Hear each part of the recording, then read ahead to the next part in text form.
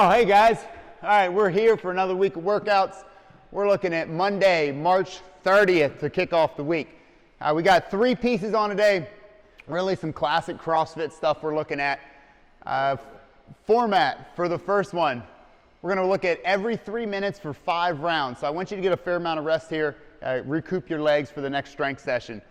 Dumbbell and barbell options as well. We're going to start with 8 to 12 dumbbell front squats. You'll set them at the sides and go into a set of 16 to 20 reverse step lunges, kick them back up, and do another set of front squats, roughly 4 to 6 reps or half the value that you hit in your first set.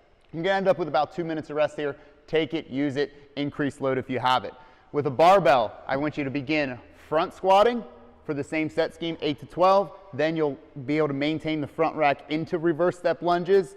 If you have a rack, rack it, regrip inside of a back squat, and go through a smaller set of even heavier back squats if you can there as well. On round 5, I'm interested in a max set of squats on your second set of squats. So last set of the day to begin here, instead of 4 to 6, carry on. Maybe you do 4 to 6, you rest your bar, then you get back under it and squat again for the duration of the 3 minutes. Conditioning for the day, number 2 on our board. Every 5 minutes for 4 rounds. And I'm continuously trying to do these blocks of times to give you some structure. It's harder to compete against yourself when you're at home. So this will give you some rest and go and allow you to sprint every round as well. 400 meter run, 500 meter row, 30 or 21 calories on a bike if you own one or have one at your house. Turn that into 2.5 minutes of conditioning work or cardio. Burpees work, box jumps work. Trying to get heart rate up. Don't overthink it. Pick a run value and go for it. 24 dumbbell step-ups and 18 dumbbell alternating arm snatches for that one.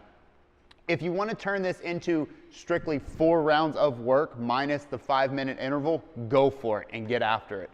We should still be able to get done in under 20 minutes. Core work for the day, 2 rounds, 8 Turkish sit-ups, 8 on the left, 8 on the right, and then 30 lemon squeezers. Videos are up for that. It's a modified tuck crunch for you. All right, we're going to bring Marcus out for the demos with dumbbells. And again, barbell work is up here and it's on the board with demonstrations as well. So to begin, he's going to kick both bells up to the shoulders with a proper clean. He'll float into his dumbbell front squatting as deliberate if we need, but not necessarily tempo this week for those. He'll let him hang at the hips for his reverse step lunge. Steps back, knee kisses the ground, maybe even float it if you have to. That works as well.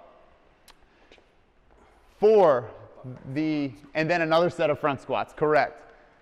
For the dumbbell step-ups, don't overthink this one. I want you guys stepping on one leg independently, alternating every rep. If you have a box, great, climb to the top with it, okay? A bench step-up works, a curb step-up works. Something at least half the height of your shin, you should be able to get some stimulus out of. Think about porch stairs, deck stairs. Maybe you have some blocks or paint cans even in your garage that you guys can climb to. If you have nothing to step on, I want that to return to an alternating back step or forward step lunge as well. For the Turkish sit-ups, dumbbell snatches, correct. He's going to work from the ground, hips fire, slight tuck at the top. Power snatches work for this.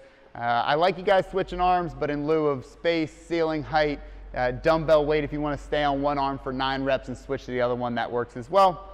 And to finish up the day, our core Turkish sit-ups, I'm going to recommend you starting your non-dominant arm. He'll lay back, press the bell out. He's going to roll to the side and sit through the rep. That's where it stops, which is the first part of our Turkish get-up, just to build strength in the trunk through a rotating fashion. The lemon squeezers. Hands stay planted on the floor, and he's just going to pump legs out and knees in. Okay, upper body gets a little bit of bend. The floor is a great place to do this. If you guys have a surface or something elevated, a bench, even a box works for this. It increases your range of motion and allows to start with your heels a little bit lower. Okay, these are a little bit harder for Marcus to get after. We're looking at high sets today, still roughly 30 reps. That's all we have for you today. Happy Monday. Go get after it, guys.